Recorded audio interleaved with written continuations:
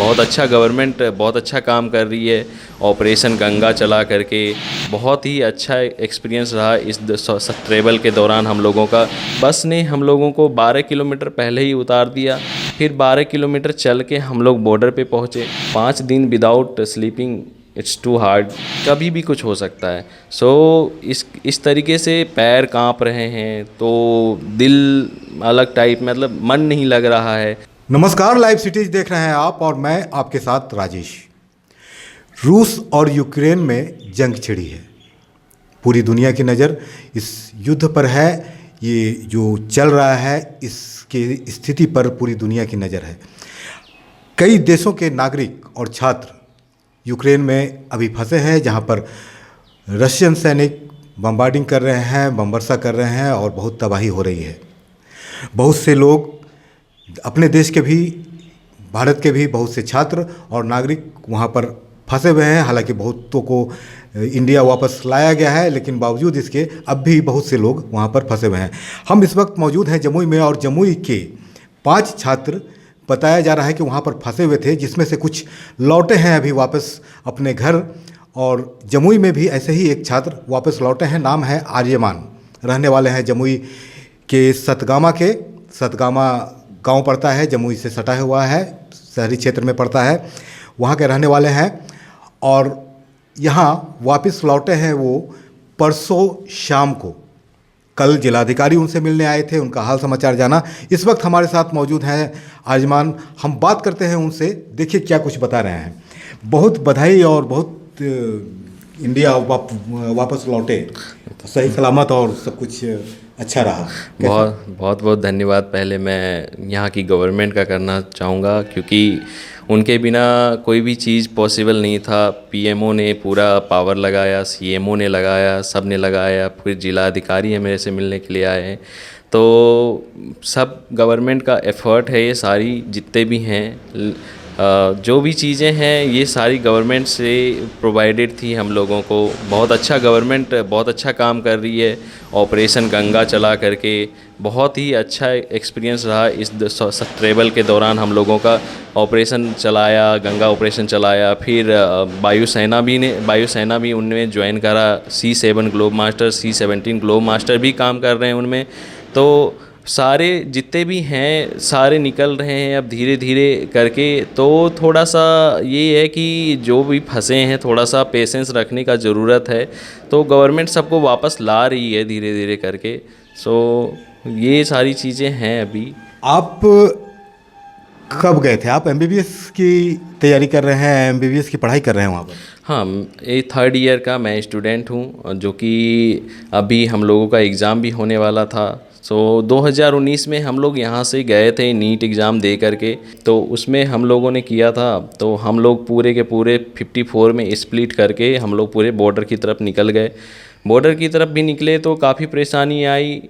और फिर instruction embassy से ये था कि प्रॉपर इंडियन फ्लैग होना चाहिए चारों तरफ बस पे, ताकि वो एज ए शेल्टर काम करे, एज ए शील्ड काम करे, प्रोटेक्शन आपको मिलेगा। तो काफ़ी प्रोटेक्शन मिला उससे हम लोगों को। बहुत बहुत वहाँ से निकलते टाइम बस में इंडियन फ्लैग, बहुत अच्छा प्राउड सा फील हो रहा था।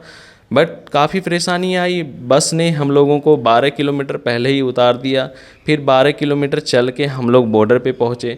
बॉर्डर पे पहुँचने के बाद फिर ऐसा हुआ कि कोई वहाँ पे ऑलरेडी बहुत सारा ही पब्लिक जुटी हुई थी, बहुत सारे स्टूडेंट थी, बहुत सारी यूक्रेनियन पीपल, बहुत सारे अलग अलग देश के, नाइजीरियन थे, सारे जगह के लोग थे।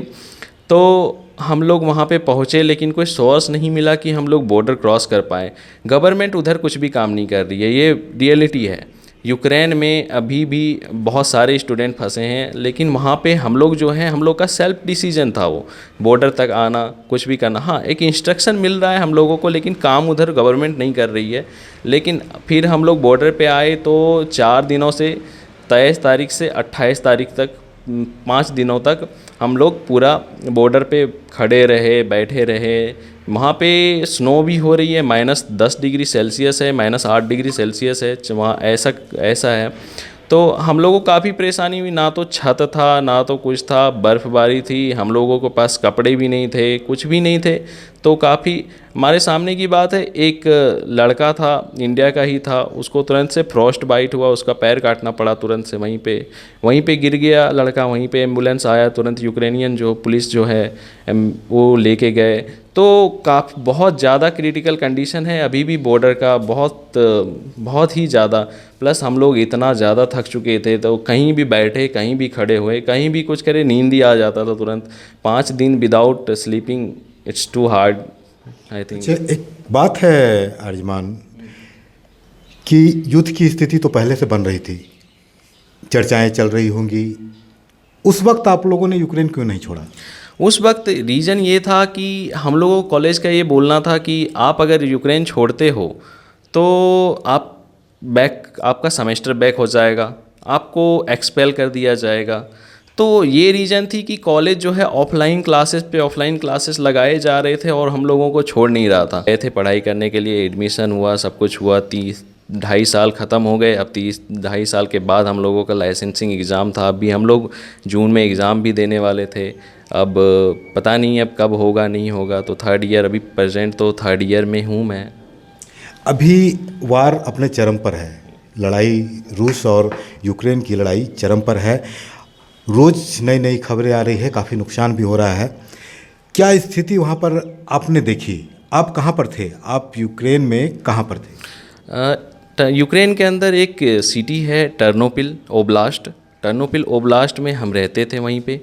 मेरा जो है एक अपार्टमेंट था, उसमें पर्सनल हाउस लेके हम लोग रहते थे वहाँ पे। तो ये था कि वहाँ पे बहुत ज़्यादा भयावह माहौल था, क्योंकि वहाँ पे कभी भी कुछ हो सकता है, एनी टाइम एयर सायरन बजना। तो कॉलेज से बार बार इंस्ट्रक्शन आते रहता था कि ज़्यादा से ज़्यादातर आप बंकर में रहें, बंकर में रहना आपके लिए बहुत ज़्यादा सेफ़ है, नहीं तो आपको कभी भी कुछ हो सकता है। ऐसा माहौल था कि हम लोग पूरे दिन पूरे रात 2 दिन तक सीढ़ियों पे बैठ के, स्टेयर पे बैठ करके हम लोगों ने बिताया है, बैग टांग करके, जूता पहन करके। एनी टाइम ऐसा लगता था कि कभी भी मतलब कुछ हो सकता है, कभी भी कुछ हो सकता है। इस तरीके से पैर कांप रहे हैं, तो दिल अलग टाइप, मतलब मन नहीं लग रहा है, कभी भी भागना पड़ सकता है। पानी का बोतल साइड में रख के, मतलब बहुत ज़्यादा क्रिटिकल कंडीशन था वहाँ पे। और एनी टाइम जब भी हो तब सायरन बज जाते थे, तो सायरन से सबसे ज़्यादा डर लगता था कि अब कुछ होने वाला है, बस ऐसा लगता था हम लोगों को। तो खाने पीने का कैसा क्या ये था? चूँकि युद्ध की स्थिति है, सारा तो चीज़ बंद हो गया होगा, बहुत सारे रिस्ट्रिक्शन भी लागू किया गया होगा। कहीं भी बाहर हम लोग जाते थे तो कोई सुपरमार्केट में हम जाते थे तो ऐसा होता था कि सब जगह लिमिटेड क्वांटिटी में हम लोगों को खाना भी दिया जाता था। शॉपिंग भी आप लिमिटेड क्वांटिटी में कर सकते हैं कि ग्रोसरी जो भी है, सारी चीज़ें वो लिमिटेड क्वांटिटी में थे। तो वहाँ की गवर्नमेंट से ऑर्डर आया था कि लिमिटेड क्वांटिटी में इतने आप प्रोवाइड करवा सकते हैं, एक पे इतना ही है। तो काफ़ी दिक्कत आई हम लोगों को। उसके बाद फिर हम लोगों को एम्बेसी से ये ऑर्डर आया, एडवाइजरी जारी हुआ कि आप यहाँ जहाँ भी प्रेजेंट सिटी में हैं, बॉर्डर की तरफ निकले, जो भी क्लोजेस्ट बॉर्डर है। तो यूनिवर्सिटी ने हम लोगों को बसेस अरेंज करके दिया। बस हम लोग 54 पर्सन्स थे। तो जो भी खर्चा आया हम लोगों ने 1 लाख ग्रेवियन में पूरे बसेस को मतलब वो किए थे जाने के लिए।